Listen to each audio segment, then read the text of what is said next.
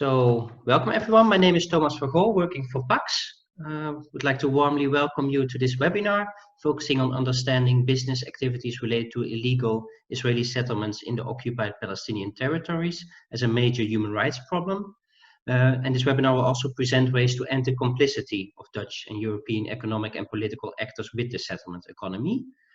Three subtopics will be discussed today. First of all, the UN database regarding business activities related to the settlements in the occupied Palestinian territory. Secondly, lack of transparency on trade relations with the settlement economy. And thirdly, public procurement in the Netherlands of goods and services offered by companies that are part of the settlement economy. This webinar is part of a series on current developments in Israel and the occupied Palestinian territories, organized by 4 Dutch organizations, Oxfam Novib, PAX, SOMO and the Rights Forum. And we are very happy to see so many of you attending and also to have so many distinguished speakers today. So first of all, Maha Abdallah, International Advocacy Officer at the Cairo Institute for Human Rights Studies, the Brussels office, and she was previously working for Al-Haq. We have David Kettenberg with us, Canadian educator, journalist and activist. Valentina Azarova, international legal academic and practitioner, and visiting academic at the Manchester International Law Centre at the University of Manchester, and Giovanni Fassina, Director of the European Legal Support Centre, as well as Pauline Overeen, Senior Researcher at SOMO, and Gerard Jonkman, Director of the Rights Forum, who will both provide short introductions to each of the subtopics I mentioned. Before handing over to Gerard to kick off the webinar, a few housekeeping notes. So this webinar will be recorded, just to make sure that we can put it online. Also, people who can't join today can still watch it. And while we start the webinar with the presentations of the speakers, followed by a Q&A at the end, we do encourage you to already type questions in the Q&A box so we can collect them. Also, the chat function is open, so in case you have questions or want to discuss your thoughts or share your thoughts with other participants, definitely feel free to use that. Also, if you have a question for us, feel free to use the chat box. And I also would like to mention that the opinion of the panelists is not necessarily reflecting the opinion of the organizing organizations. Enjoy the webinar, and Gerard, over to you. Thanks, Thomas. It's great to be here this afternoon or morning for others like David. My name is Gerard Jonkman. I'm the director of the Rights Forum. I'm happy to introduce first the first one of 4 excellent speakers on the 3 topics, Maha Abdallah. As Thomas mentioned, Maha is a legal researcher and very visible in advocacy, at this moment at the Cairo Institute and before at Al-Haq. Like Maha, Al-Haq, Cairo Institute, many others, the Rights Forum had given a lot of attention the last couple of years to the UN database. In 2016, the UN Human Rights Council voted in favor of establishing a database of companies involved in business activities with Israeli settlements. The Israeli settlements in occupied Palestinian territory are considered illegal under international law, and doing businesses with these settlements means supporting a situation that is illegal and enabling these illegal settlements to flourish. A database of businesses with activities or relationships in settlements would provide transparency for states, businesses, and the public. Originally, the database was expected to be released in 2017. However, it took till the beginning of this year till the list of companies had been published. The delay had been apparently been caused by pressure by Israel, the United States, and others.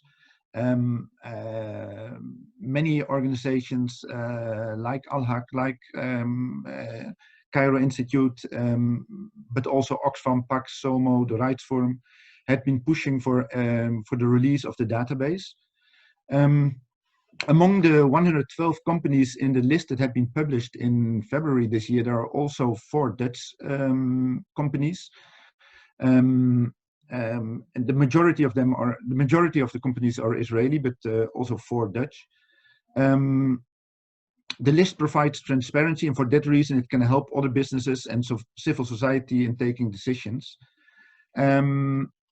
Yeah, I think maybe it's good to, also to mention that there had been also some pressure, for example, on Dutch pension funds to divest from companies that are on the list, and this has resulted in a Dutch pension fund, ABP, divesting from 2 of the banks that are on the list. So we do think that this transparency can help, but I think it's let's give the floor or the screen to Maha now to explain more about the database and about how it had been established and the importance of it.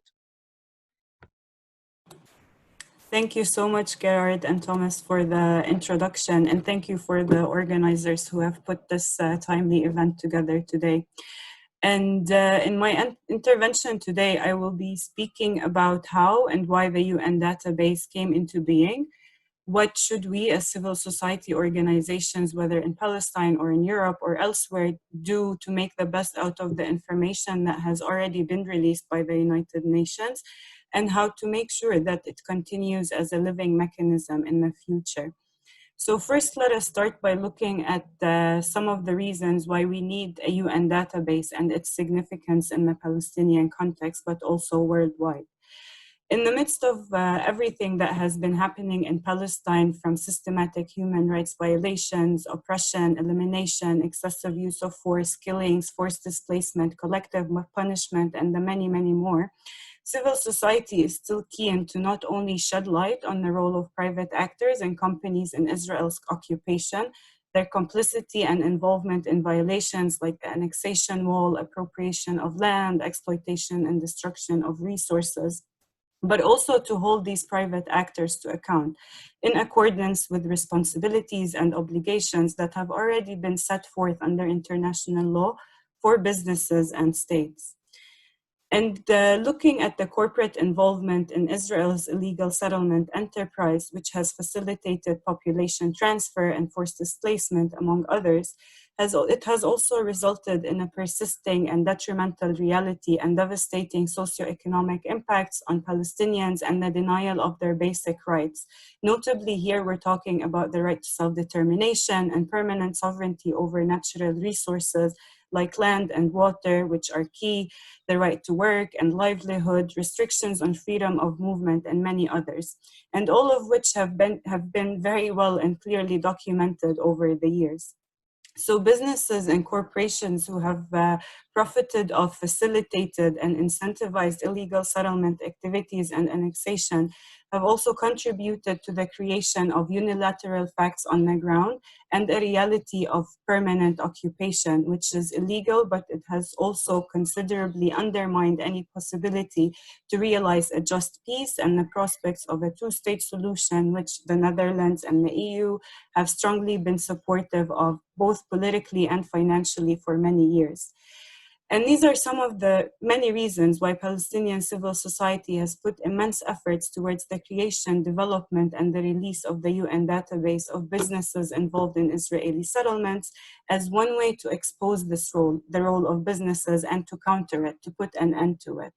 And these efforts were also picked up by international and regional organizations who have joined the advocacy efforts and pushed it forward towards the release of the database.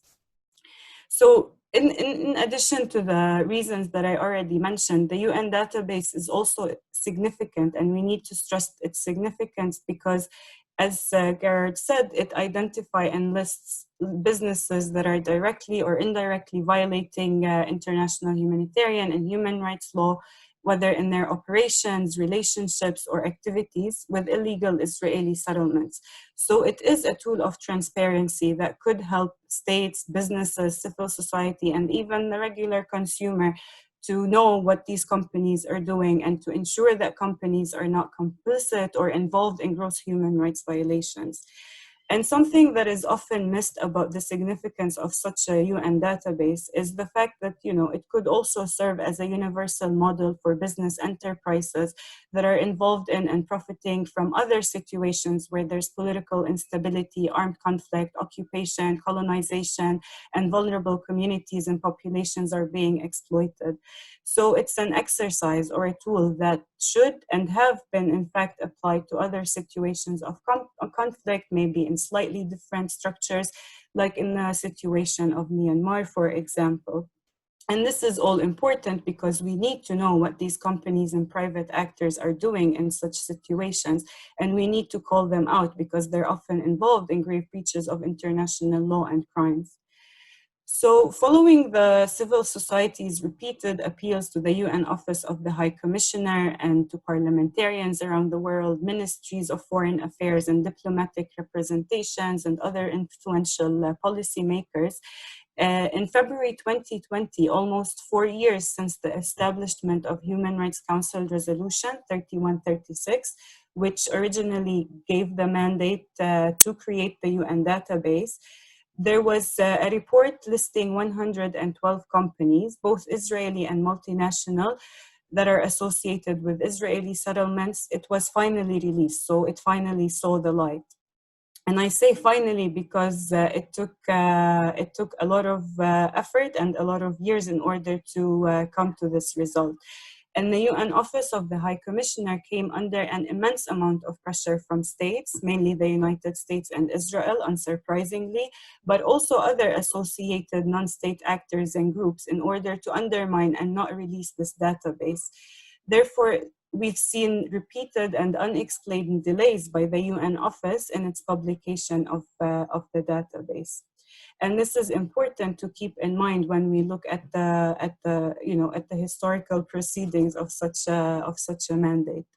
But now that the database has been published, it is also important to collectively think as human rights organizations, civil society, and even activists around the world, in Palestine and in Europe, about how we can best act and best make use of the information that has already been released in this report in February. So the list of the 112 companies, while it does not really include all of the businesses, so it's not comprehensive of businesses that are involved with the settlement enterprise, it is still very important, and it's an important step, and it contains valuable information that we should build on a lot. And now that we have this list of 112 companies released by the United Nations, we as civil society, we need to take the proper action to make sure that the list is effective and is put into use. And we can see it from two main angles.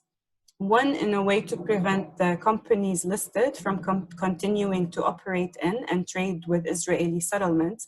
And here I mainly refer to the multinational companies that are on the list, which are, I believe, 18 of the 112. And to this end, we need to mobilize states, particularly those that are home states of multinationals on the list, such as the Netherlands, for example, to take the appropriate action with regards to the 4 Dutch companies listed, which are Booking.com, Tahal Group, Altis Europe, and Cardone. Excuse me for my pronunciation.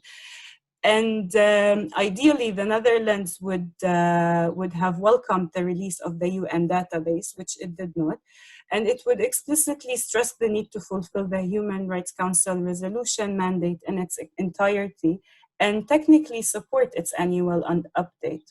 However, what we had from the Dutch government is, as a response or a reaction to the release of the database, is that they continue to say that the Dutch government is not in favor of the database, but it still acknowledges that it is a product of the Human Rights Council resolution, which must be implemented nonetheless, which is somehow positive.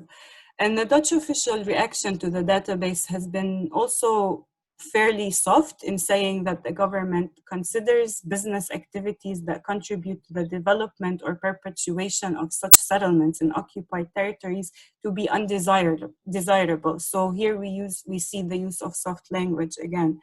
And the Dutch ministers said that, the government has been discouraging economic relation with companies in Israeli settlements in occupied territory for years, but it also said that it does not provide services to Dutch companies who have activities with settlements. Again, this is towards a positive and more strict and guide or measure that should be taken. And in the reaction as well to the UN database, while the Dutch government did list some of the expectation for Dutch companies surrounding the implementation of the OECD guidelines and the UN guiding principles, they did not say much about what consequences these 4 companies would face, or whether it will approach them or provide more guidance or take any other measures. And as we are all very well aware, soft language of discouragement without any concrete actions, especially with businesses and especially considering entrenched impunity in the context of Israel-Palestine, are not sufficient to be taken by the Netherlands, whether as a home state or for these multinationals or as a third-party state. So some of the things that the Netherlands should take in order to build on such a database is to first communicate with these companies listed, remind them and encourage them to comply with their responsibilities under international law, including humanitarian law, which is very relevant to the context. It should also urge the companies to terminate any business activities or relationships that may be in breach of domestic and international law.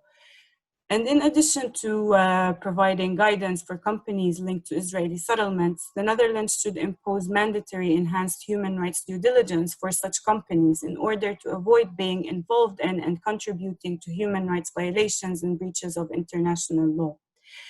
And one additional thing from this angle would be to complement the Netherlands' relatively progressive approach in the business and human rights framework, and use the database as an additional incentive for the Netherlands to identify and implement necessary additions to its domestic regulatory processes and legislations that would provide for stricter provisions to regulate extraterritorial corporate activities in situations like the Occupied Palestinian Territory, but which could also apply to other conflict-affected areas around the world. And that would give better guidance to investors and procurers, for example. And I think my colleagues Giovanni and Valentina will be speaking more in details about some of these elements later on in the webinar. And another angle would be to look at the banning of settlement products and services as stemming from the duty of states to not recognize or not provide any assistance. And here I'm thinking more about the the fact that of the 112 companies listed in the report of the UN database, the majority are Israeli companies and not multinationals. And in this case, the Netherlands must implement its obligations, which are largely reflected in customary international law and stemming from the duty of states to cooperate to bring a breach to an end through lawful means, as well as duties of non-recognition, non-aid, non-assistance in relation to an illegal situation, such as that of the Israeli settlements in the OPT. And therefore, the Netherlands has a duty to ban products, services, and relationships originating from and linked to Israel's illegal settlement enterprise. And in fact, by allowing and continuing to allow the import of these goods and services produced from exploited Palestinian resources into Dutch markets, the Netherlands is in breach of its duties under international law. And as such, the banning of settlement products is not what some would think or categorize as a boycott or a sanction against Israel. As I just mentioned, it purely stems from a general duty for states that is very clear and visible under international law. And on this point, it would also be worth mentioning or noting that the labeling and mandatory labeling guidelines for settlement products, although it is important and a development, but it has proven to be ineffective at deterring settlement products and services from being sold in external markets like in Europe. And therefore, it continues to contribute to the illegal settlement enterprise, to the growth, to the expansion of settlements on stolen Palestinian land and from stolen resources. So as attempts to label settlement products accordingly are insufficient, international law does require their banning so as not to assist the economy of illegal Israeli settlements. So it seems that we have plenty of work to do as civil society in order to make the best use of the information that has been already released in the first report of the UN database. But we also need to make sure that it continues to be updated every year by the United Nations. So the question here is, how do we keep the UN database alive? And in order to make sure that it continues to serve as a database, as a living mechanism, we as civil society, but also UN member states, including the Netherlands as a leader in its commitment to the rule of law and human rights standards, need to make sure that the original Human Rights Council resolution mandate of 2016 is fulfilled in its entirety, and that it is annually updated. And while in its report in February 2020, the UN High Commissioner did recommend that the update of the database be carried out by a group of independent experts, as opposed to her office, which have already created the database, it's believed that the annual database or the annual update should remain within the framework of the Office of the High Commissioner and continue as long as corporate involvement in and profiteering from settlements activities persist. And the emphasis on the annual update to remain within the framework or the auspices of the Office of the High Commissioner stems from the thinking that, despite all the challenges and odds that face the UN office in developing, creating the methodology and releasing the database and producing it, it does not make sense for it now to try and absolve itself from the responsibility to fulfill the mandate in its entirety.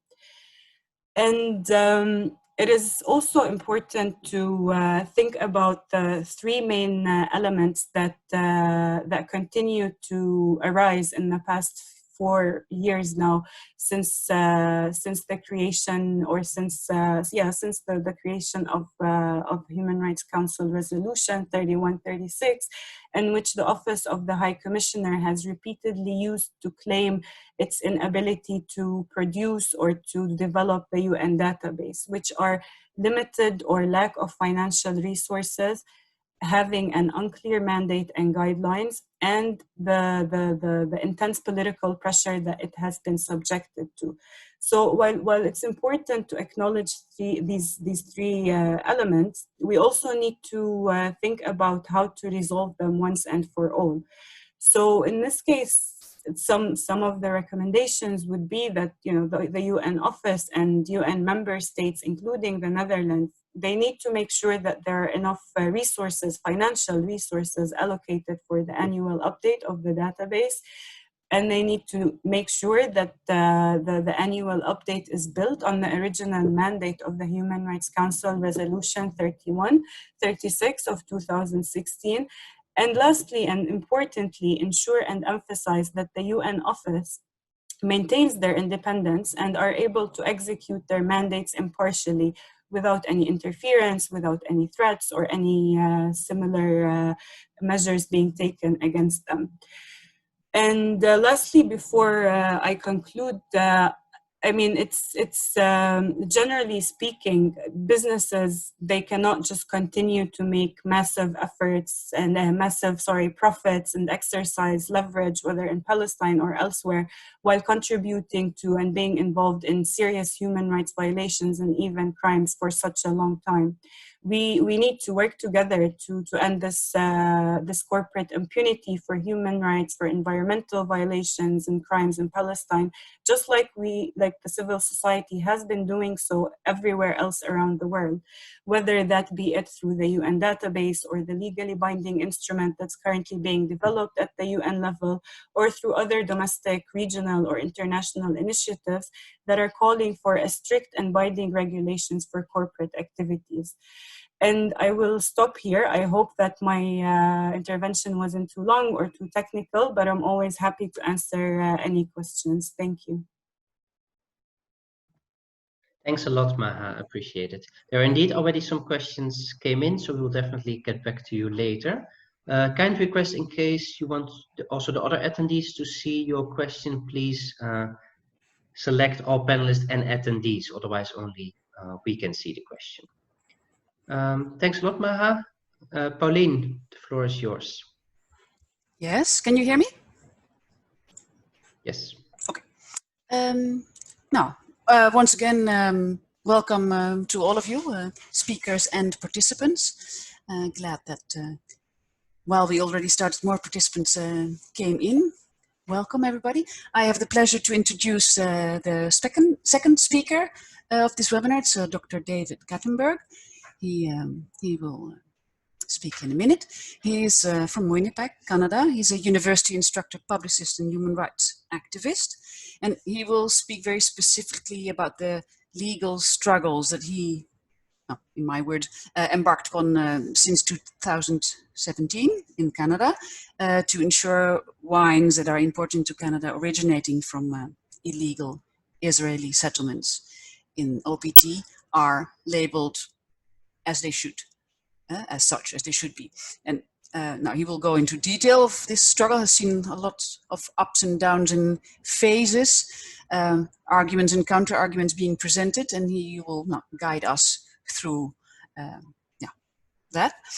I want to say a word on SOMO. SOMO is a research organization based in the Netherlands and focusing on human rights and labor rights violations in various sectors and global supply chains. And from that interest, from that expertise, we have also been looking in trade flows of products produced in illegal Israeli settlements in the OPT, and very particularly fresh fruit, vegetables, and herbs, and trying to get clear information on the scope of these trade flows in terms of products, value, volume, involved actors, the producers, exporters, traders, importers, has proven to be very difficult to get the concrete objective data on this trade. And we know that the EU are a very important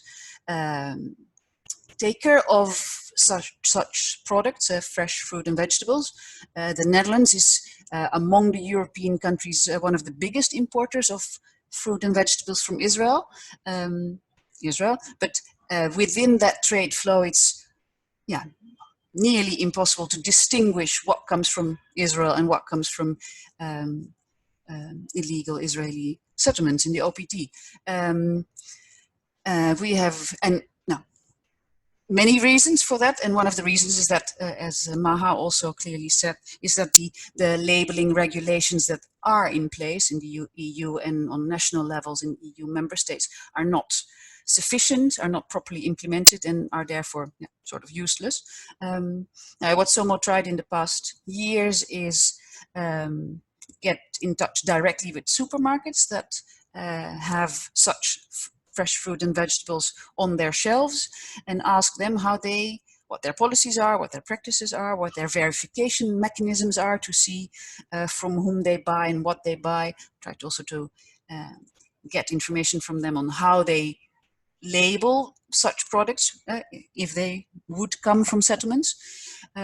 We have been in touch with Netherlands Statistics, or Centraal Bureau voor de Statistiek, CBS, filed a whole series of freedom of information requests with the Dutch Custom Office also to unearth such information on trade flows.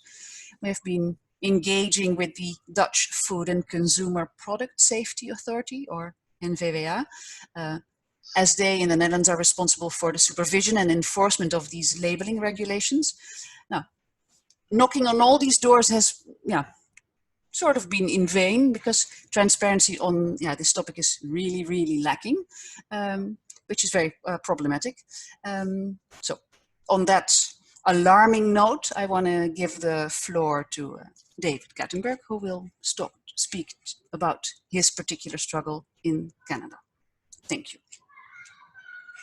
Thank you, Pauline, and hello to everybody from Canada. It's 8:30 here in the morning. Can you hear me okay? I'm going to share my screen. Share screen. Here we go. This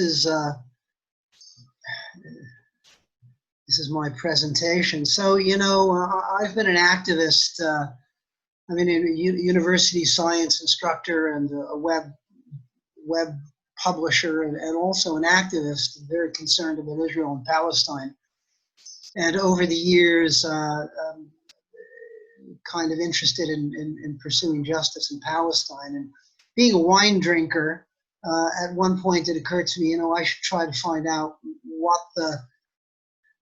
are the settlement wine products that are being sold in Canada. So in the course of casting about, I thought, well, I should check the webpage of what I gather is the largest liquor retailer in the world, I gather, which is the Liquor Control Board of Ontario, the LCBO. So I went to the LCBO site and in search of settlement wine products. And in January of 2017, I'm going to go slideshow from beginning. Here we go. So in January of 2017, I identified 2 wine products on sale at the website of the LCBO that were clearly settlement wine products. The first was Sago Winery M Series Chardonnay KP 214, which you can see on your right, faded on the screen. It's a white wine, actually a very nice white wine, as it happens, and Shiloh Legend KP 2012. So I've been to the West Bank, occupied Palestine, on a whole bunch of occasions. I've traveled up and down, and I know these locations. So I did a little bit of my own personal due diligence and confirmed that indeed Sago is produced at Sago Settlement, right on the eastern margins of Ramallah. And Shiloh Legend comes from Shiloh, Eli, which is in the northern West Bank.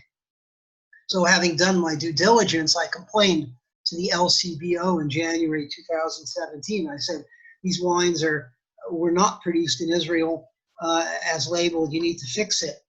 You need to fix the problem. And the Canadian Food Inspection Agency is the Canadian entity, the Canadian federal agency that, amongst other things, concerns itself with food and product safety and labeling issues.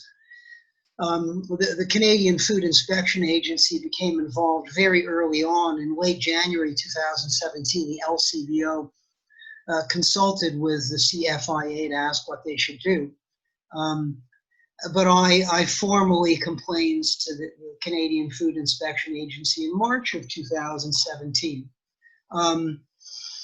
And then the wheels turned, and you know, cutting the story short, on July 11th, 2017, the Canadian Food Inspection Agency, after having examined this situation up and down and left and right and all sideways, determined that these product of Israel labels were indeed non-compliant. They violated the Food and Drug Act and the Consumer Packaging and Labeling Act in Canada, which are the 2 principal pieces of enabling legislation for the Canadian Food Inspection Agency. And the CFIA also went to the Global Affairs Canada website and confirmed that Canada formally does not consider the West Bank to be part of Israel. It considers Israel to be an occupying power, and so on and so on. So on July 11th, 2017, the CFIA advised the LCBO that product of Israel labels were non-compliant. So I call this the initial decision. Then between January 11th and, I'm sorry, this is mislabeled. This is July 11th to 13th. From July 11th to 13th, 2017, the shit hit the fan, as it were.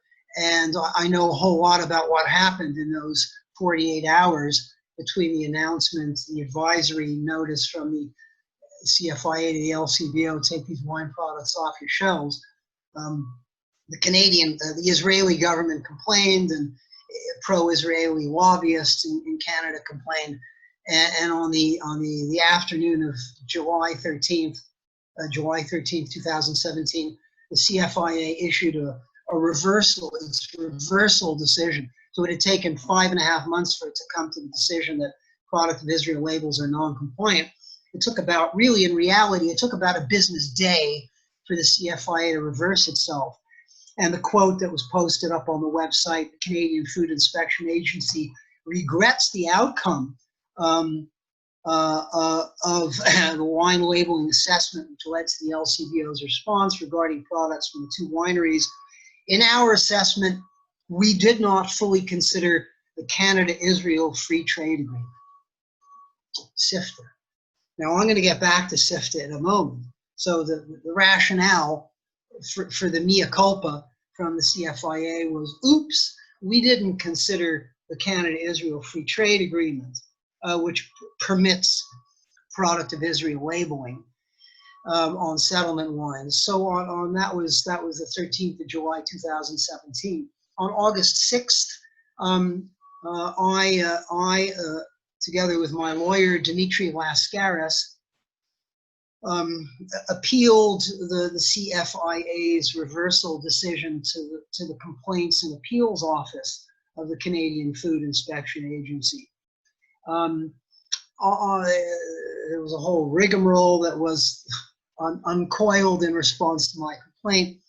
And on September 28th of 2017, the CFIA, the Complaints and Appeals Office of the CFIA, rejected my appeal and upheld the decision of the CFIA. So on October 24th, Dimitri, on my behalf, filed what we call an application for judicial review, the Federal Court of Canada, because the CFIA is a federal government agency. Decisions that are made by federal government agencies in Canada are subject to judicial review by a federal court judge. So on October 24th, application for judicial review was filed, and the federal court was asked, we asked the federal court to declare in our application for judicial review, declare that the CFIA decision to permit the importation and sale of product of Israel settlement wines breaches the CFIA's enabling legislation, enabling the Food and Drugs Act and the Consumer Packaging and Labeling Act. I won't go into the details. Anybody, by the way, who wants to get copies of all these various documents that have been filed, you can contact me, and I'd be give me great pleasure to provide you with the documents.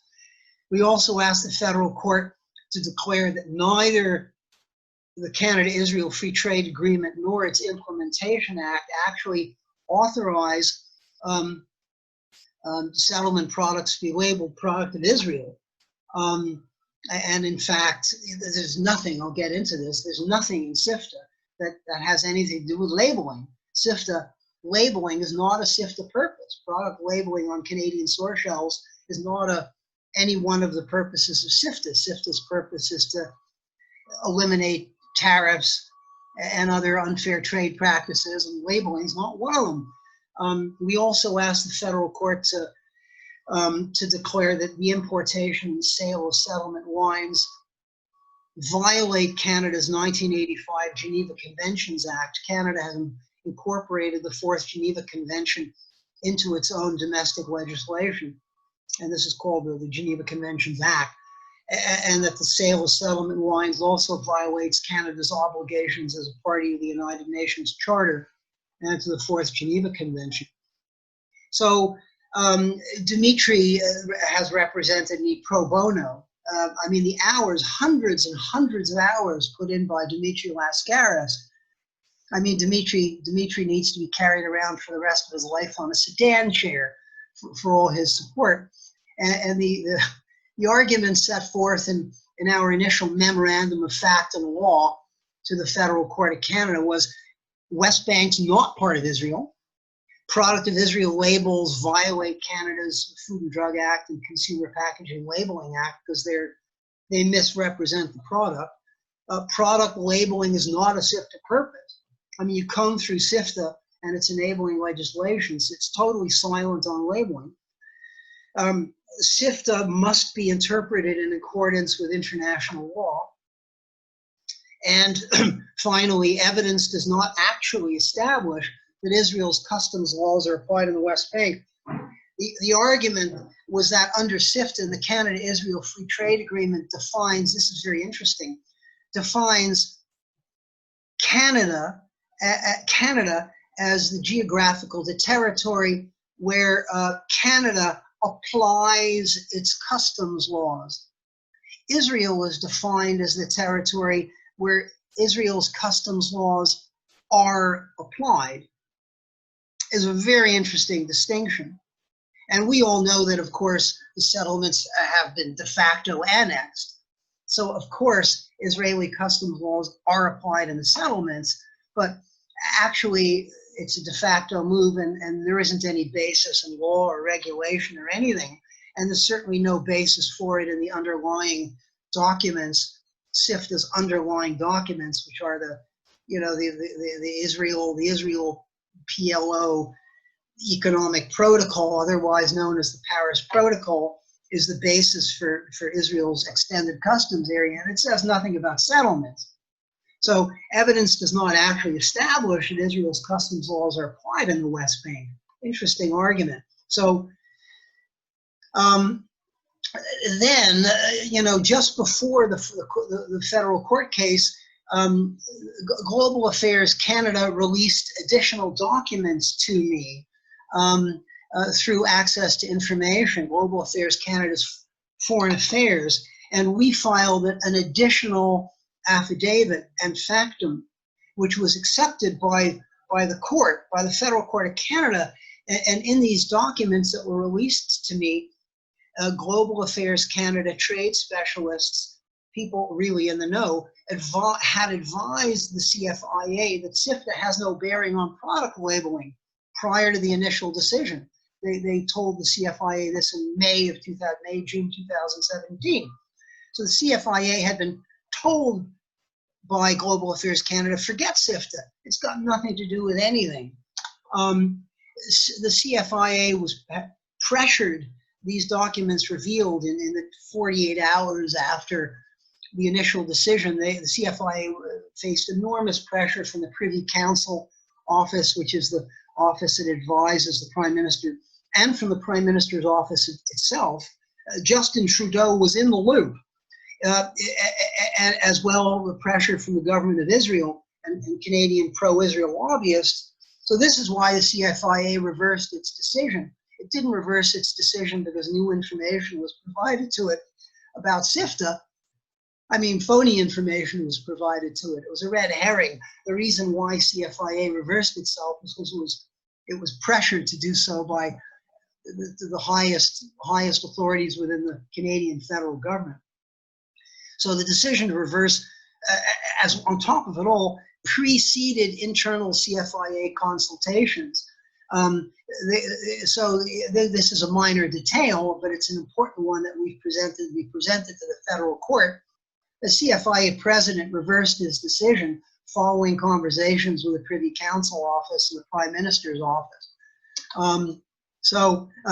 Independent Jewish Voices Canada and B'nai B'rith Canada both intervened in our federal court case. IJV is a progressive Jewish organization. B'nai B'rith Canada defines itself as a staunch defender of the government of Israel, so they intervened. So our court case took place at the end of May 2019. The ruling was issued on July 29th. I was in Strasbourg at the time and learned that the Federal Court of Canada was about to rule. It was one of the most, boy, was I on tenterhooks that day. And the Federal Court of Canada ruled in our favor. And the ruling, the Honorable Justice Anne McTavish ruled that the SIFTA definition of territory is only intended to apply to matters within the scope of SIFTA, and product labeling is not a SIFTA purpose. She also said that all parties agree the settlements are not part of Israeli territory, so ergo, product of Israel labeling is false, misleading, and deceptive. And most interestingly, Justice McTavish sided with the argument put forward by Independent Jewish Voices' attorney, the eminent lawyer Barb Jackman, that product of Israel labeling inhibits consumers' ability to express political views through purchasing choices. limiting their charter right to freedom of expression. This was a major landmark conclusion that Canadians have the right to exercise free speech, and part of that is purchasing the products they wish to purchase. And if they're being misled, then the freedom of speech is a dead letter. So Justice McTavish did not consider the legal status of settlement. She set aside any consideration of it. And she also set aside our additional factum, an affidavit. She did not consider any of the evidence that I received through that freedom of information request as it happened. She didn't reject it, she just didn't consider it. So the government of Canada is now appealing on September 6th, 6 weeks before federal elections here in Canada. The government announced, the Attorney General, that it's appealing to the Federal Court of Appeal, arguing that the reasonableness standard was incorrectly applied. This was the standard upon which federal court judges adjudicate administrative decisions. It's called the reasonableness standard. And the Attorney General said, you know, Justice McTavish did not correctly apply the reasonableness standard. And the federal government's also challenging this notion of conscientious purchasing and the charter argument that Justice McTavish upheld. But the government is not challenging any of the substantive issues. So seeking intervention in support of our Federal Court of Appeal, like we're going to the Federal Court of Appeal, and in support of our appeal, in support of the Federal Canada ruling, Independent Jewish Voices, Amnesty International, the Arab Canadian Lawyers Association, Transnational Law and Justice Network, the Center for Free Expression, and the Canadian Lawyers for International Human Rights, and OHAC, are those seeking to intervene in opposition to the Federal Court of Canada ruling. B'nai B'rith Canada, of course, the Center for Israel and Jewish Affairs, which is Canada's APAC, this guy, Eugene Kontorovich, which I'm sure many of you have heard of him, and Sago Winery, the winery in question, is actually seeking full party status, and failing that, just intervener status, and they're represented by the Lawfare Project. So it's going to take place in the first half of 2021. I mean, COVID-19 has thrown a major spanner in the works. So, you know, the appeal has been delayed. It'll, you know, likely be heard in the first half of 2021. Major issues to come forward at the Federal Court of Appeal. From our argument, that the Attorney General made a big mistake, arguing that actually the underlying legislation makes no mention of conscientious consumer choices. Actually, the Food and Drug Act, and specifically the Consumer Packaging and Labeling Act, you know, all the parliamentary debate, consumer choices were indeed mentioned.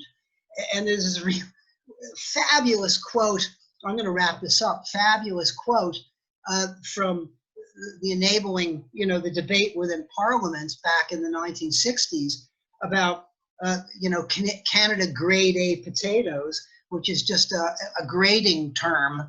It doesn't mean that the potatoes are produced in Canada. It just means they're produced according to the standards. So the quote from the enabling legislation is, there's no reason why we should not have South Dakota potatoes for sale in Canada, but the consumer should not be confused into thinking that they are Manitoba potatoes. So, very interesting. Big one. Just before the deadline for submitting FACTA in the appeal, the Supreme Court of Canada issued a landmark ruling, Minister of Citizenship and Immigration versus Vavilov. I mean, you can check out this case. It's got absolutely nothing to do with product labeling. It's got to do with that Vavilov was a guy who lost his citizenship in Canada because his parents were Soviet spies. This went to court, and the Supreme Court of Canada ruled at two critical elements of the Supreme Court ruling. The Supreme Court expanded the reasonableness standard and put forward new, more elaborate reasonableness standards for deciding whether or not the CFIA, for example, came up with a reasonable decision. And the new standards really undermine the Complaints and Appeals Office's determination, seriously undermine it. And secondly, most interestingly, Vavilov, the Supreme Court of Canada, stated that domestic legislation, like in other words, interpretation of the Food and Drug Act and the Consumer Packaging and Labeling Act, must be interpreted in a manner that reflects customary and conventional international law. So the CFIA and the Complaints and Appeals Office totally ignored my numerous arguments throughout the complaint that allowing settlement products into Canada labeled product of Israel violates Canada's obligations under the UN Charter and under the Fourth Geneva Convention and under the Geneva Conventions Act. They totally ignored that completely. And so Vavilov, the Supreme Court of Canada, really says that entities like the Canadian Food Inspection have to take international law into account. This is huge. So stay tuned, my friends out there. And here's a link to my GoFundMe page. Dimitri Laskaris has, waged this battle pro bono from the beginning, but we're trying to raise money for all the various costs which build up, and this is where you can support all that. So I'm going to stop my share, and I'm 4 minutes up. I'm about 1 minute over. So thank you all. Glad to answer questions. Thanks a lot, David. Very interesting to hear about your journey with Canadian courts. I bet there are quite some questions, so feel free to type them. Then we'll get back to you later, David. Really, thanks a lot. Now on to the last topic. Gerard, go ahead. Yes, thank you, David. You're still that passionate about it as the first time that we talked about it, when we took a cup of coffee. No wine at that moment, but you didn't lose your energy about it. That's good to see. Yes, the next topic, the following session, we will have two speakers, Valentina Azarova and Giovanni Fassina, and they will talk about public procurement. They had been introduced already by Thomas, but Dr. Valentina Azarova is international legal academic and practitioner, visiting academic at the Manchester International Law Centre, University of Manchester, and Giovanni is the director of the European Legal Support Centre. The public procurement is an issue that is relevant also at this moment in the Netherlands. We are facing also as a right forum together with the European Legal Support Centre issues with public transport concessions. Giovanni will talk more about it. And so actually I will leave the floor or the screen again to Valentina first and then to Giovanni. They will have to tell a lot, so the floor is yours, the screen is yours.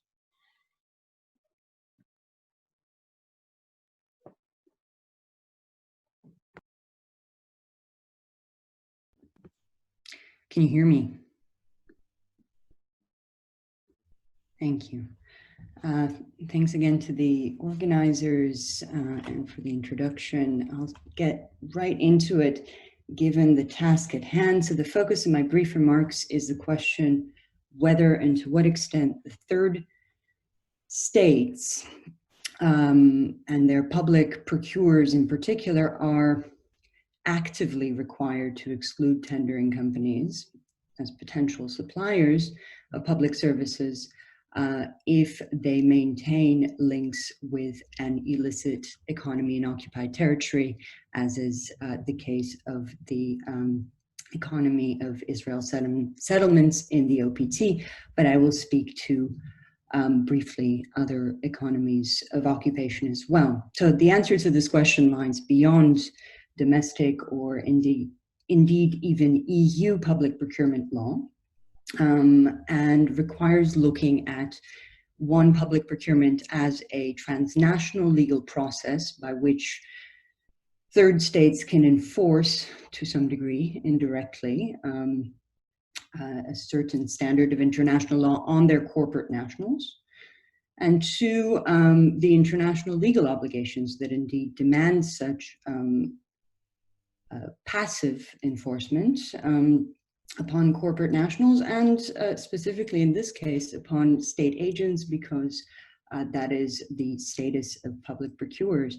So let me say from the outset that although public procurement and public procurers as actors are certainly permitted under EU public procurement law and under domestic law that implements certain exclusion criteria, as we will see, to exclude suppliers with links to illicit economies in occupied territory, and perhaps even requires and expects that such activities be seriously considered by public procurers when making a decision on procurement, we are short of a standard and certainly a practice whereby states are required to mandate such procurement. But I will argue, or try to at least present you with some of the broad strokes that we can discuss further in the questions, that there is growing expert consensus as a matter of international law and perhaps transnational law that third states are under an obligation to enable international law compliant public procurement, and in our case, the case of illicit economies in occupied territory, indeed to require such exclusion. Briefly on the actual bases in public procurement law that require consideration, as I noted, and indeed assessment of certain activities that are sometimes termed as non-economic or non-procurement considerations. There are two relevant bases, very briefly, and we can come back to all of these referential slides. One, and the primary one, is if an economic operator is seen as guilty of grave professional misconduct. This is misconduct that affects the economic actor's professional integrity, and understood to include also social considerations. The second is a question of transparency, a question of enabling the procurer to make a decision. So misleading, misrepresenting, or not revealing information that's relevant. So a high standard of transparency is already mandated in existing law. Of course, the problems, very briefly, are known is that it is a discretionary, these are discretionary or optional criteria to begin with from the perspective of EU law when implemented by member states, but also when it comes to the assessments made by procurers, the balancing exercise that the procurement decision-making process requires really does not provide much bright line rules as such in and of itself. So we have to look beyond procurement law to understand whether procurers are required to do something more in our case. Before doing so, however, let me make two further remarks on the extensive literature of public procurement law. One is that public procurement is seen as a policy tool, and this is considerable because privatization and outsourcing of public services as a matter of international law remains within the domain of the state when it comes to its responsibility and the way such services are conducted. So not only are public procurers state agents, but businesses that are brought within the state's domain are acting on behalf of the state, and so in international responsibility terms are de facto state agents. And decisions in relation to the activities of such businesses have been influenced particularly explicitly in some cases by states when it comes to violations. So I'll come back to a couple of examples. The state will be concerned, therefore, very briefly, with two, or at least in our case, three, as pertains the OPT, areas of existing policy that will need to be projected to one extent or another through public procurement law. One is the general area of business and human rights, the National Action Plan, that the state has to implement the UN guiding principles. Another is the specific positions in relation to the occupation in question, which are very clear and settled with regards to the OPT. And 3 is an area of domestic policy and law in relation to the grave breaches regime of the Geneva Conventions, that is international humanitarian law, which in domestic law are often defined as criminal acts. And by being defined as criminal acts, they require other areas of domestic legislation to deter or at least maintain policy coherence in relation to their deterrence. Briefly, as a result of the clear positions on Israeli settlements, certain advisories have been issued to over 18, in fact, states have issued advisories to businesses. It's the UK advisory, apologies, maybe not as relevant anymore.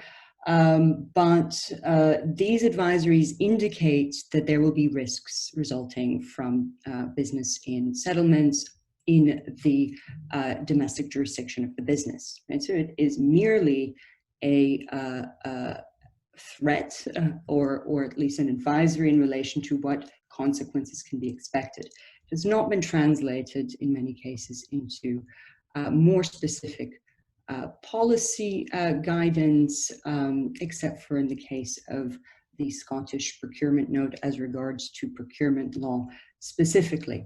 A further brief point on the purpose or function of public procurement law and the process is that it is intended to function in the public interest, that is to protect the interests of the serviced public.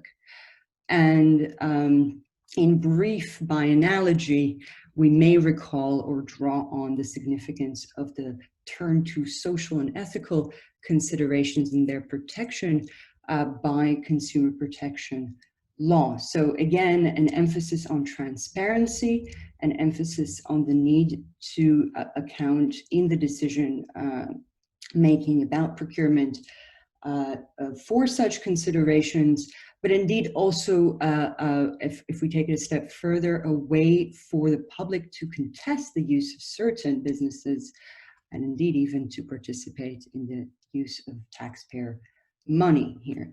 So it is a public debate that should be happening. As a matter of international law, there are 2 very important international legal bases from which we can deduce at least a regulatory requirement that businesses, that corporate nationals with links to illicit economies in occupied territories incur some liabilities in domestic law.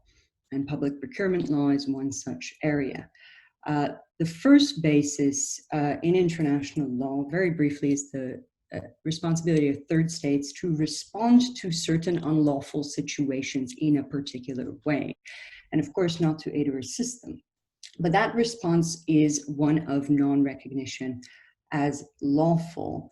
And it has certainly been established that this customary obligation codified by the International Law Commission is applicable to illegal occupations, if you will, and indeed the unlawful administrative and legislative acts of occupying states in certain contexts beyond that of Israel and the OPT.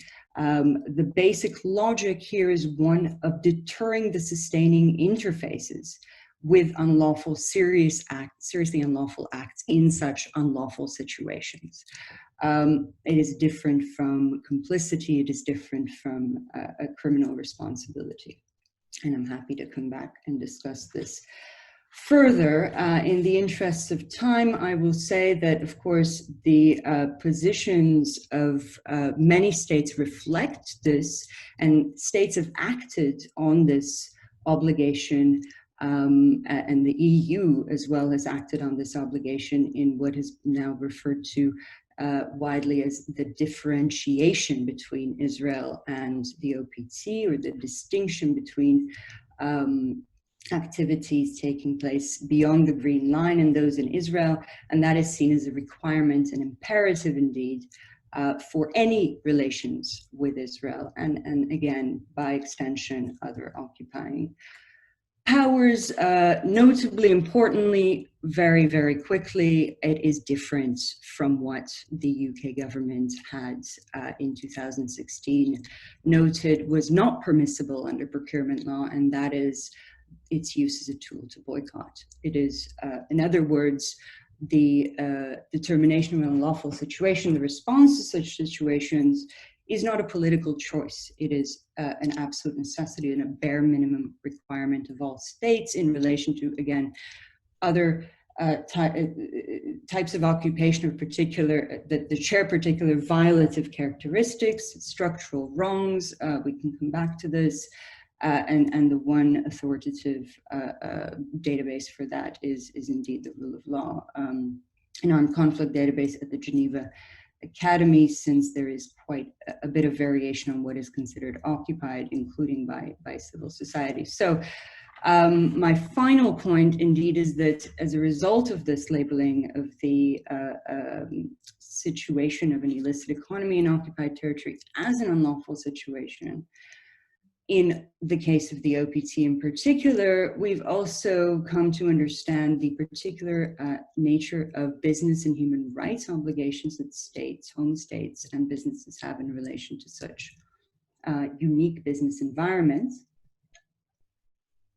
where the occupying power indeed has an obligation to withdraw and end the occupation, and where businesses must avoid and terminate all operations in what is known as an immitigable business environment. This was clarified by the OHCHR database report and previous HRC resolutions. So in sum, it appears that there is very strong policy and regulatory need to deter such sustaining illegal acts as the decision to procure public services from a business involved in such illegalities.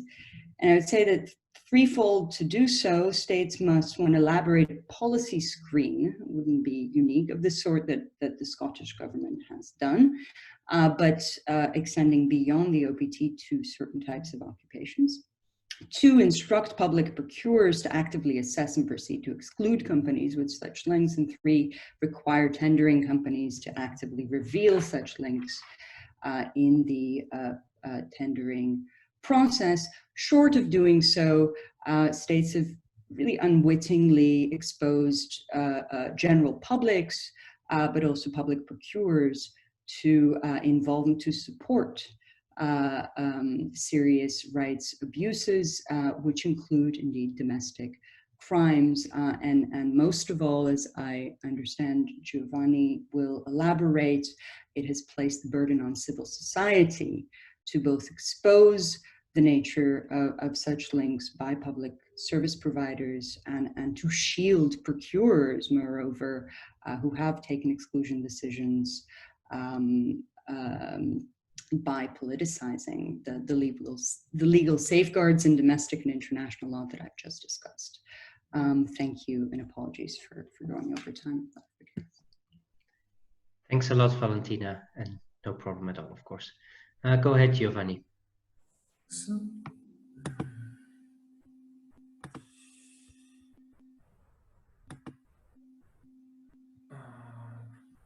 I think should be, are you seeing, right? Okay. So thank you very much for inviting me today.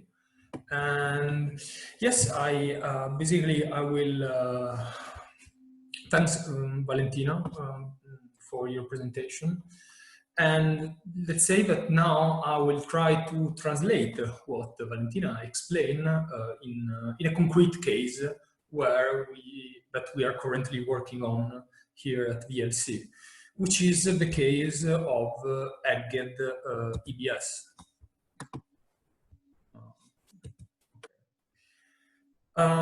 So Egged is the largest transportation company in Israel, and it has a subsidiary, EBS, which is a company that operates in the Netherlands.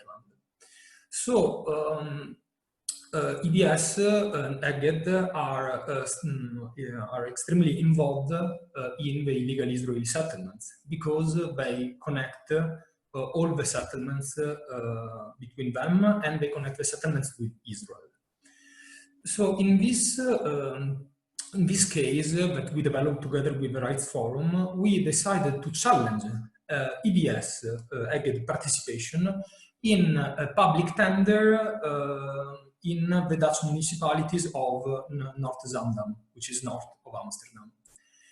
And we decided to challenge this participation because EBS is operative in the Netherlands, is participating in public tenders in other municipalities, and basically taking inspiration from the idea and the arguments that Valentina also described.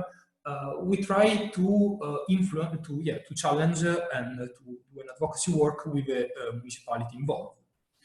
And the idea, I mean, we wrote a legal opinion and also a letter which was signed by Professor Marcel Brooks of the University of Groningen, asking indeed the competent authority to exclude Egged from the tender.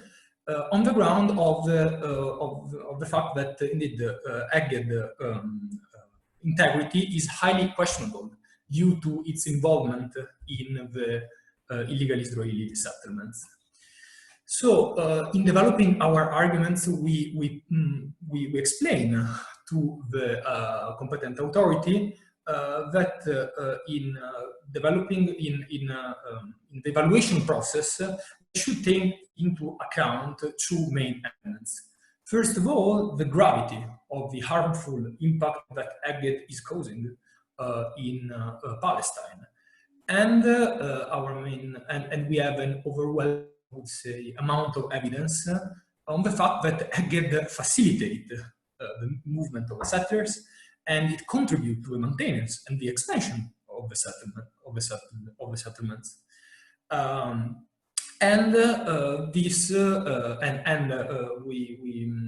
We were able also to make this point very clear, also thanks to the UN database, saying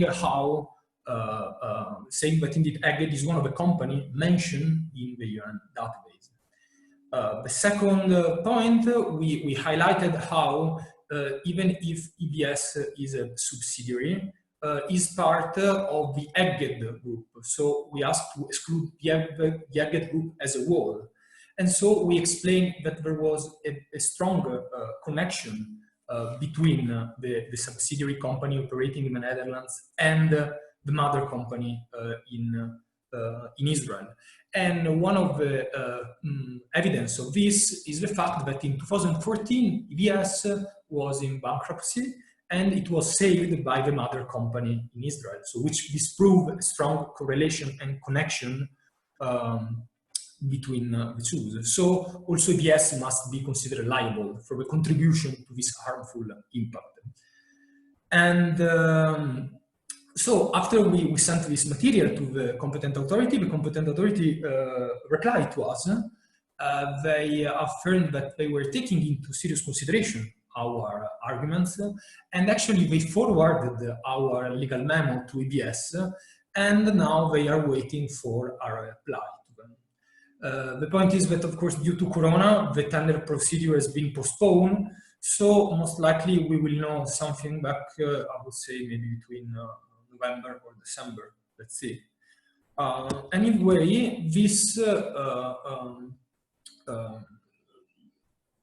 at the current point, we are considering also following steps in this direction, because we believe there are a couple of strategies that can be carried out. On the one side, indeed, it would make a lot of sense to keep demanding competent Dutch authorities to exclude both EBS but also other companies mentioned in the UN database from public tender procedures. So to address competent authorities like we did with EBS.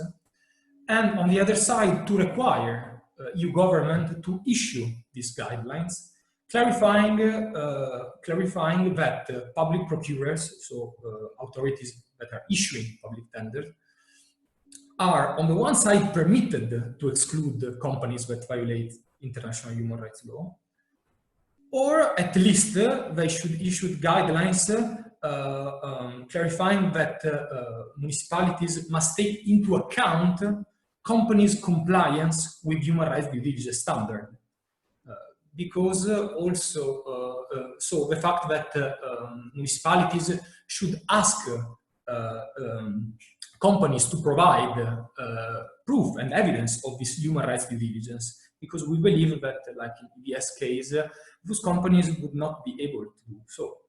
On the other side, the idea is to try to challenge public authorities' decision before EU national courts. But this aspect has pros and cons, of course.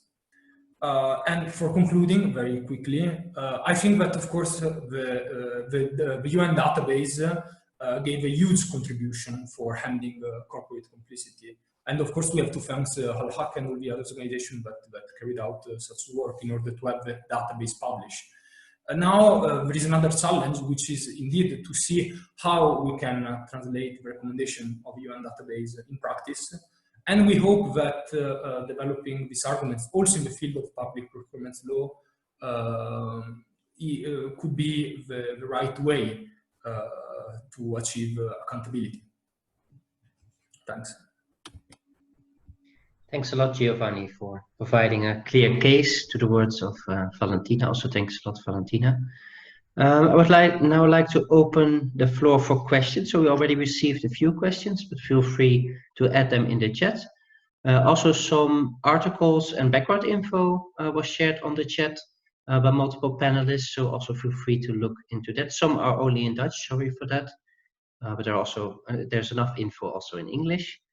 So the first question to all the speakers, I think, especially to Maha maybe. Although the economic and other activities of the Israeli government in the occupied territories are clearly in violation of the 4th Geneva Convention, they are often not recognized as such, because in the UN Guiding Principles on Business and Human Rights, there's no explicit reference to this 4th Geneva Convention. So the participant who's asking the question says that this is a mistake that should be corrected. What is the opinion of the panelists about that? Maha, would you like to respond to that? Sure, Thomas, thank you. And thank you for the question. I think that the question touches on a very, very important issue that has been really lacking in the development of the business and human rights framework over the past decade plus, and which is the lack of emphasis and elaboration on international humanitarian law and what that means when we're looking at business responsibilities within the framework of IHL, specifically when they're on the ground carrying activities in conflict-affected areas or situations of occupation, like in the OPT. The UN Guiding Principles has been very reserved, let's say, in its outlook or in its reference of international humanitarian law, and you know, if you look at the UN Guiding Principles, there's only 2 references to international humanitarian law throughout the whole document, and that's why there needs to be further interpretations on what that means for both states when it comes to business activities for businesses that come within their jurisdiction, but also for business enterprises and what that means for them and when operating in such contexts. When we're looking at the UN database specifically that I spoke very long about earlier, if we look at the original Human Rights Council resolution that mandates the creation of the UN database, here we see that there has been several explicit references to IHL specifically, including the Geneva Conventions and so on.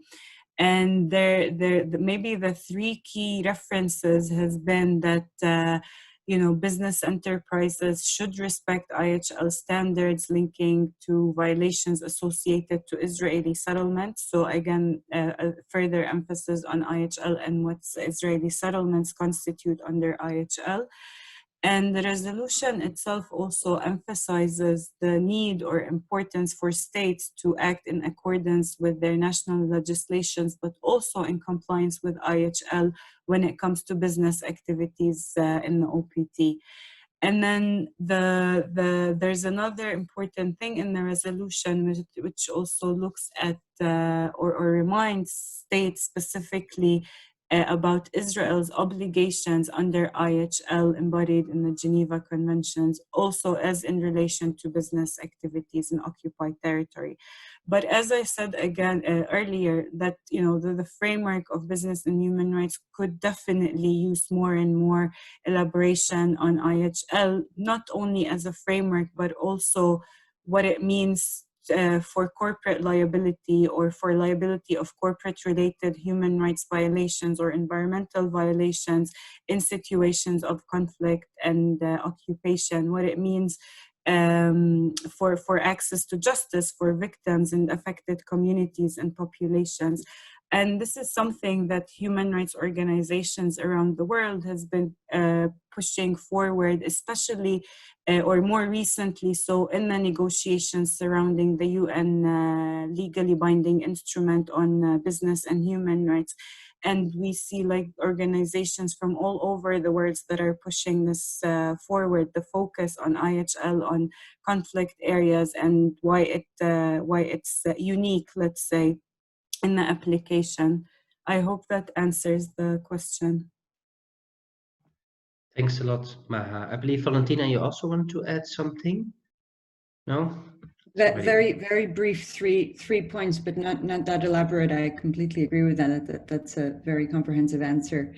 I was going to mention one, to be clear, IHL is part of the Ruggie principles, right? We shouldn't forget that when it speaks to human rights, the UN guiding principles include IHL, but it is true, and that is why it is true, as Maha mentioned, that the conflict-affected business environments have not received the necessary attention when it comes to implementation from states or indeed from international bodies, including these gaps are seen in, for instance, the absence of an enhanced due diligence framework for certain business environments, which is something apparently that the working group on business and human rights is focusing on as we speak. So there might be more guidance on that to come. The other point I was going to make is that the database mandate is limited indeed, right? We have to remember that it in spite of our hopes that it would be elaborated in accordance with the instruments of BHR, soft law, what we call Ruggie, or the UN guiding principles and so on, its mandate, as Maha mentioned, is seen by the UN and states as limited to the criteria in the original fact-finding mission report on the settlements, and perhaps even less than that report was actually mandated to report on. So we should consider, and I'd be interested to hear indeed if there are any developments to that effect, or any potential to that effect, the extent to which Ruggie and the database are compatible. Thanks a lot, Valentina, for the addition. Next question came in for David. What do you expect from the ruling next year? Very short. Well, we're crossing our fingers, hoping for victory. I myself think that we've got a really strong case. I guess we'll see what we see. I just want to, say something. I didn't really put a fine point on that in my presentation. That the Trudeau government is going to the wall to defend Israel's right, not only to import settlement products into Canada, not only to waive tariffs, on settlement products, but to defend Israel's right, as I put it, to conceal the criminal origin of its products from Canadian consumers. Canada is actually defending Israel's right to label its settlement products as products of Israel. This is a tantamount to endorsing annexation. And I just don't think that the Canadian government's going to succeed. Thanks, David, for that addition. Also, kind of linking to the annexation, the next question came from one of the participants. With regards to the increased threat by Israeli government to officially annex the settlements, do you foresee that authoritative bodies and other stakeholders reassess and review their authoritative analysis and statements, especially with respect to the current expectation for companies to carry out enhanced human rights due diligence, but not explicitly saying that they should not consider involvement in settlement activities? In other words, enhanced human rights due diligence in itself does not equal responsible business conduct aligned with global norms, nor does it absolve companies from their human rights to respect human rights, their responsibility to respect human rights. Is there someone who would like to respond to that? I see Maha nodding.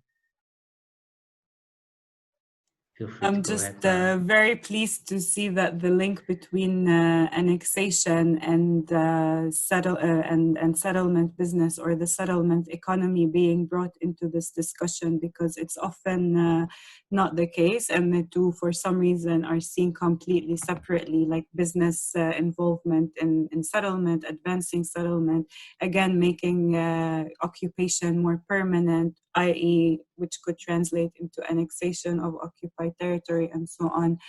And I would leave the floor for my colleagues to also contribute to the answer. But I think ideally this is something that we would push for, that this is the chance, not as a sanction or not as a punishment, but this is a chance or an incentive for governments and the international community to correct their maybe long overdue or long due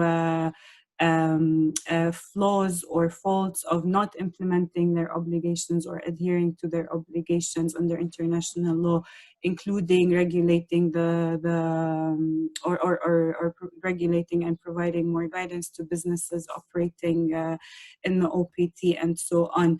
So hopefully that it would be like a good trigger for states like the Netherlands, but also other European states to impose more mandatory human rights due diligence for companies that are operating or linked to Israeli settlement.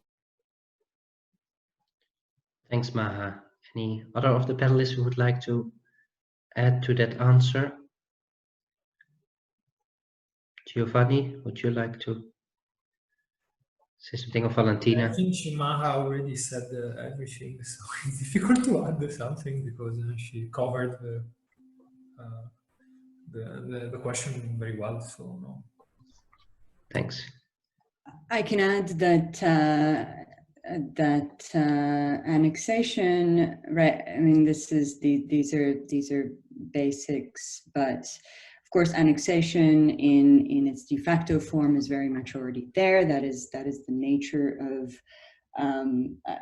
both Israel's occupation, unlawful presence in occupied territory, given its underlying sovereign claim to the territory through annexation.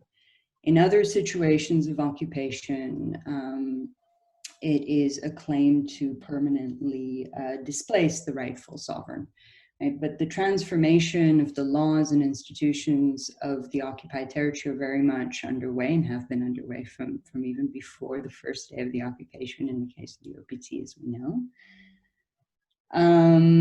But what is, not to sidetrack into a discussion of what changes for annexation, too much, but the economic integration that will be enabled through the formal extension of Israeli domestic law to the areas of the West Bank that it will cover, right? And we can assume Area C, so-called, primarily will make that the reality in which businesses, Israeli businesses registered in Israel, could no longer really, it would make distinction impossible, even more impossible than it is already, as Pauline noted, in relation to trade links and so on.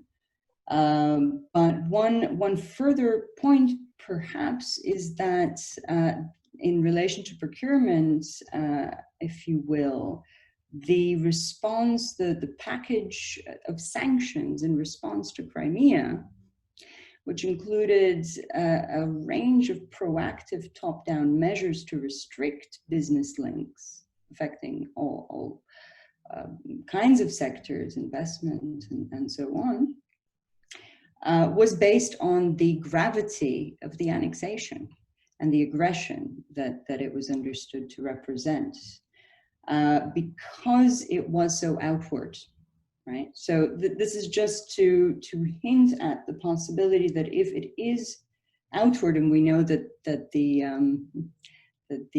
framing has been made less explicit by Israeli government statements or what is predicted to happen.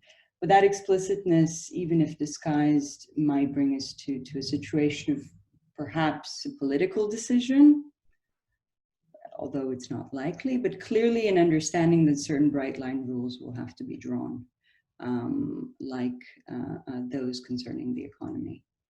So I think there is definitely something there that will change beyond what is the response of third states and third-party actors today. Thanks a lot, Valentina, and also Maha and Giovanni for answering this question. A question came in especially for Giovanni and for Maha.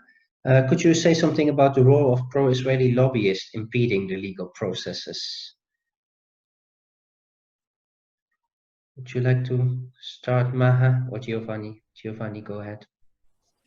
Yeah, but well, I think that I think we can see there are two. Yeah, I mean how the lobby works in this case, but from my point of view, what we are seeing is that there is a very important attempt to describe to address and to create a narrative around what we are doing now as something extremely bad, as something that threat Israel existence. So I would say that there are two layers. On the one side, they are creating this narrative for the general public by connecting again accusation of anti-Semitism to advocacy or human rights advocacy. Okay, and this goes to the general public layer, and then on the other side we have also the legal field, where we have many pro-Israel lawfare organizations who are constantly targeting and use legal tools for attacking human rights organizations in Palestine and in Europe. So I think this is, let's say, perfect. I mean, this tell us that on the other side they are quite afraid of advancing human rights in such a way. That's the reason why they are using this kind of tools. But so yes, I see lobby activities in these two layers, and indeed this is becoming also a problem because NGOs, academics, people they are becoming a bit more afraid to speak out because they don't want to be attacked, they don't want to be smeared. So the idea in general is to make Palestine, a kind of toxic issue, the public debate, so people will be deterred from entering discussion and advocate for accountability in respect of human rights.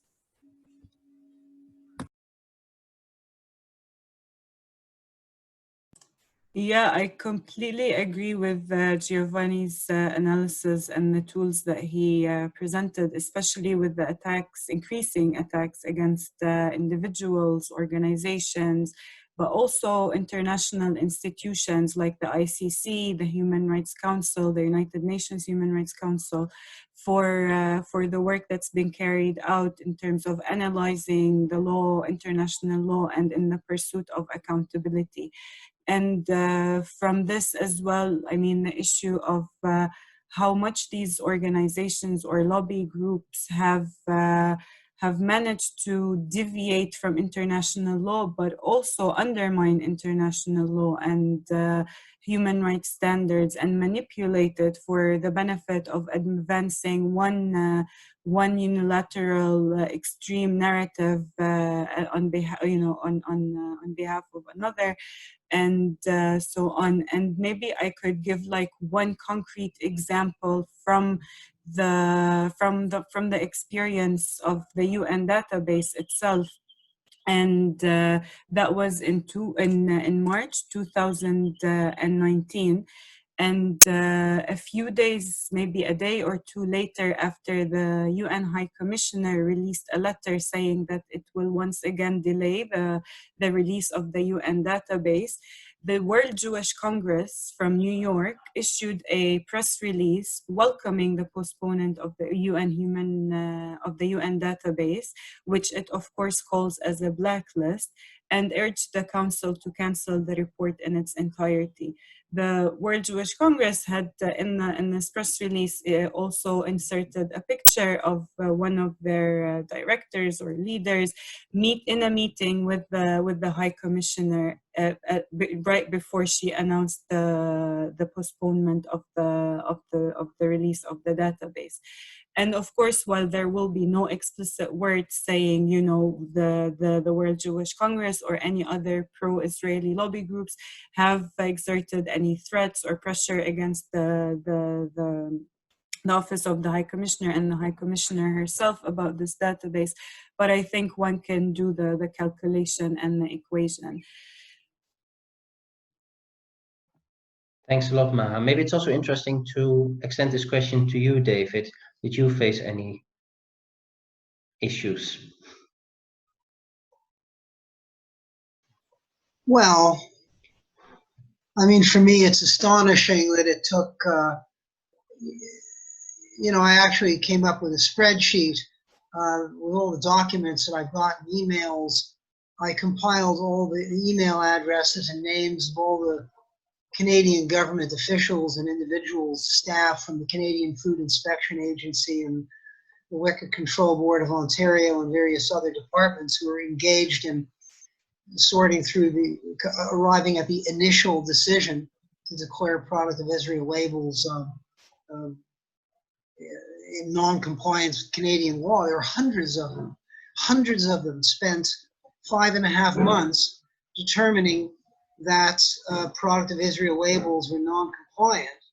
It was not a political decision. It was a decision based on regulation and law, consumer protection law, and it took the Israeli lobby, the pro-Israel lobby, took them 48 hours to have the decision reversed.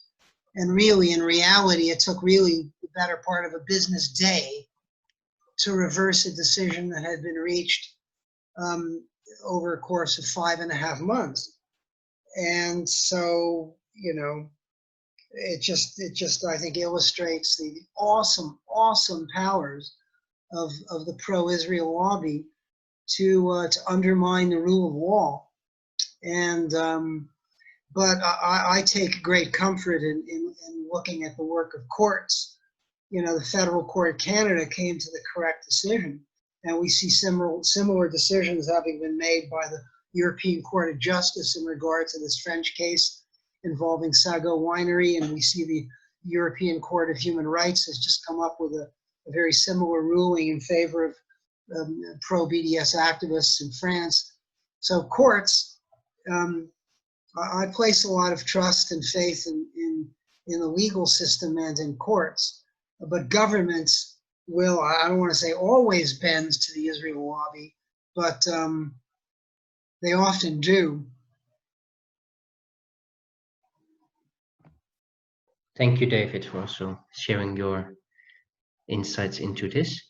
Another question came in from Maha. You mentioned that the UN database does not include all businesses. Why are some not included? Originally, there was a list of more than 200 businesses. What is the reason that some were not included in the final list? Could you shed some light on that? I could definitely. So I think initially the Office of the High Commissioner started with about 307 companies being on the list for them to examine and see. But I think it also, like, the reason why the number has declined, I think, is twofold. One goes back to the point that Valentina has mentioned earlier, which is the methodology process, or the criteria and the limited scope, or the limited sorry, I'm losing the word now, but the limited mandate of it when looking at specific activities that are relevant to illegal Israeli settlements. So I think that's why we did not anticipate to have all companies complicit or involved in Israel's occupation be considered for this database. But anyway, in February 2018, there was a report by the Office of the High Commissioner on this specific issue, on the methodology and how they consulted with the working group, for example, and of the working group on business and human rights at the UN on the methodology, and what kind of applicable standards have been set as standards of proof for the potential inclusion of certain companies in the UN database. So whether there are reasonable grounds to believe that a company is engaged in one of the listed activities that were listed in the resolution, or not, or and they also considered, of course, the adverse impacts on human rights of Palestinians. So those are all elements that played into filtering out, let's say, of companies from 307 to then, throughout the process, to excluding more and more companies, to 206 companies at one point, and then now for them to be 112 companies publicly released. And I think it's also important to note that in the process that civil society organizations like Al-Haq, for example, and I'm sure others in Palestine and Europe and elsewhere, they have sent substantive submissions to the Office of the High Commissioner on a specific issue, with a long list of companies and corporations that are involved and directly or indirectly contributing to human rights violations and grave breaches of international law in Israel's settlement enterprise. And still, even if despite the justifications of the standard of proof and the limited scope, etc., I think the database still failed to include some of the major companies, and including multinationals like Heidelberg Cement, who are so explicitly involved in this settlement enterprise and contributing to it, as has been evidenced throughout the past 13 years of its operations and activities in the occupied West Bank. So this is very, very unfortunate. But at the same time, this is why we as civil society need to keep the push for the annual update of the database, because there are other companies that should be on the list and that should be considered, that should be engaged with to reconsider their activities, to terminate their activities and services in the occupied Palestinian territory. Thanks, Maha. Clear answer, I think. I think we will round up soon, so if people still want to ask questions, this is the moment to do so. One more question came in for all the panelists. What can the public do to support if they want to do something? Good question, right? Is there anyone who would like to start? Yeah, maybe I can, but well, there are in many ways, I would say, because first of all, we have to remember this is a civil society work, civil society organization. So on the one side, sustain this organization and sustain, for example, in case of David, is doing a crowdfunding campaign, a kind of active contribution. I think it's very welcomed, first of all. So yes, first this, I would say, and then to the second thing would be to keep speaking out, about these topics, to keep asking for justice, and to don't be intimidated. That's, in my opinion, one of the most important things. But individually, everyone can do.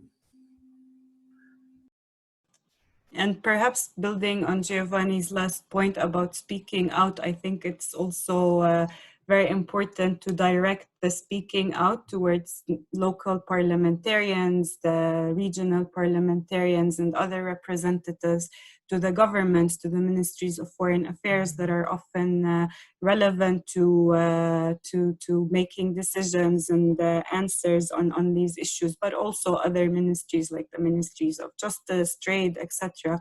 I think when it comes to that in Europe, especially, the citizens' voice is heard and has made a lot of difference in parliaments, in decision making, and so on. So we count on your voices to push forward accountability and justice.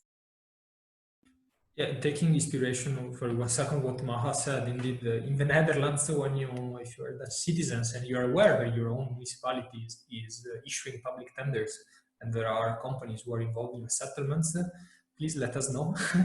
And because we noticed that here, at least in the Netherlands, municipalities and local councils take into serious account the complaints and the concern raised by citizens. So it's always possible to build a coalition of citizens concerned of human rights compliance in its own town or city. So this is absolutely possible. And if you are a consumer, when you go into a wine store and you spot a bottle of wine that was produced in the Golan Heights, and it's labeled product of Israel, tell the wine store manager that it concerns you if you spot a little tub of hummus or figs or dates or cosmetic products or any of these kinds of consumer products that are labeled product of Israel, and you know that they were produced within an unlawful Jewish settlement in the West Bank, tell the store manager. And it's sometimes good to have a little document in your pocket, some kind of statement or, legal ruling that states that settlements are illegal. The more specific the document is, the better. And give it to the store manager and say, you're marketing a product that's falsely labeled and it's produced under conditions that violate international humanitarian and human rights law. I think you should remove it from your store shelf. Something consumers can do. Thanks, David, and also Giovanni and Maha for the answers. I think that's a good ending of this webinar. Thank you all for joining, participants, but also the speakers for taking the time. And as said, this recording will be published, so we will send you the link if you registered. That you will receive the link to the webinar, to the recording, and we will leave the chat open for a few more minutes in case there are questions or you want to share some last thoughts. Feel free to go ahead. And I also warmly welcome you to check out the websites and the documents that have been provided in the chat. And enjoy your day. Have a nice day to come, nice evening, depending on where you are, and hope to see you again. Thank you. Bye. Dank je, Thomas. Thank you. And all speakers. Thank you, Thomas, and all the speakers.